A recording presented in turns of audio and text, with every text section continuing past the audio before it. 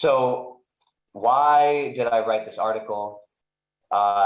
In helping to build the Proof Impact platform over the last 3 years, I've noticed a difference in how people describe the work that they're doing. And it's sort of,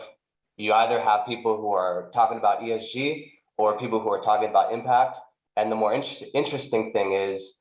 some of them use the word interchangeably, and some of them are actually talking about ESG when they mean impact, and some are talking about impact when they mean ESG. And so I thought that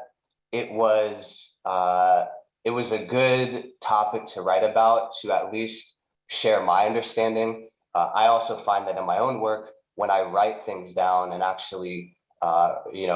communicate through writing, it helps to develop my own understanding a little bit better than I knew before.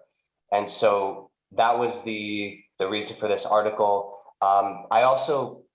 had noticed in the past maybe 6 to 9 months that there's been a number of articles that have come out that have been really criticizing ESG, right? And these are people who are more in the impact camp. And the criticism being that ESG is really just a tool designed for profit-seeking companies to make themselves look better. And then there was other articles that were about validly so, like about these ESG rating companies that essentially are creating ratings based on not real change, but perceived change. And so I thought that it was interesting that those articles came out, and some of them had valid concerns, but bucketing all ESG work into that bucket of just window dressing, I didn't think was right from my perspective, given that the many number of companies and investors that I've seen who are doing ESG work and actually making real change and making real difference in terms of diversity of the workforce or gender wage equity or whatever it might be. So that was part of my motivation, was to offer this new perspective, really make the case that ESG efforts can be a force for improving social and environmental outcomes, and also that impact efforts can be a financially savvy business decision. And it's not always a zero-sum game where the impact efforts are going to be detrimental to the financial sustainability of an organization. I wanted to also, so here, I'm just showing a couple of the visuals here in the article for people who might not have seen it, but I wanted to also bring a couple examples in. So mostly, I'm mostly referencing companies who are in the upper left bucket here of this matrix and the bottom right. So first in the bottom right, you have a lot of companies and organizations with a big emphasis on the internal controls of their company and their employees as the core stakeholders. So they might be focusing a lot on worker safety or diversity or employee engagement, but they haven't really collected feedback from their customers and had that customer-centric focus on the sustainability issues that matter to the customers. And they haven't really focused on optimizing the issues that ensure customers are seeing maximum benefits over the long term, and having that more external focus on building customer and brand loyalty, which is one of the factors that really leads to longer term positive outcomes, positive financial outcomes. And then you have on the upper left,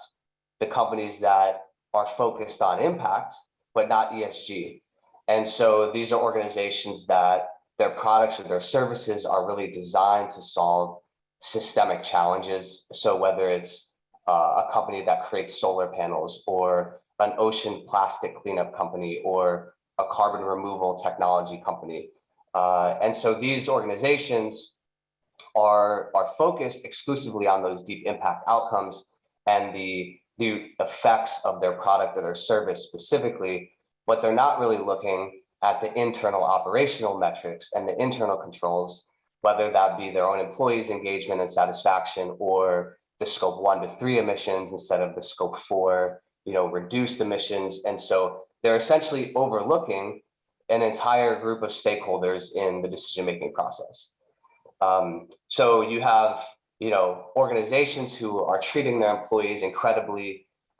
They're reducing the environmental hazard of their operations and not doing all of that great operational work, but they've never actually looked at the long-term social and environmental externalities of their product after it reaches the market, right? And then you have other companies or organizations who are doing this great product service work, having their product has an enormous impact on the world, but their employees, they have no idea if their employees are happy or disgruntled. And if the employees are disgruntled, that's a huge threat to the sustainability of that organization being able to survive and continue to put that product or service out into the world.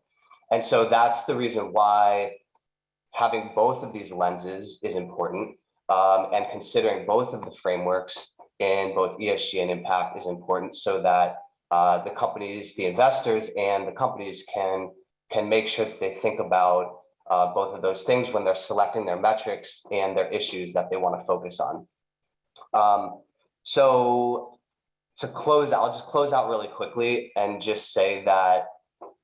you know, the conversation today is focused on more that early stage part of a company, an organization's impact journey, where we're talking about what are the metrics that they track and where do they set the strategy to focus their efforts. But there's a lot of other work, the real work, right, where the rubber meets the road, is after they've selected the metrics and the strategy, and now they're taking action and they're setting their targets and they're looking at the performance once those actions have been taken. And so that's what, you know, the conversation today is about, is being comprehensive in the focus on the measurement and the initial strategy, so that it sets the stage for everything else, all the hard work and the time and the effort and the resources that happen down the line, which if you're only focusing on one, it's essentially siloed.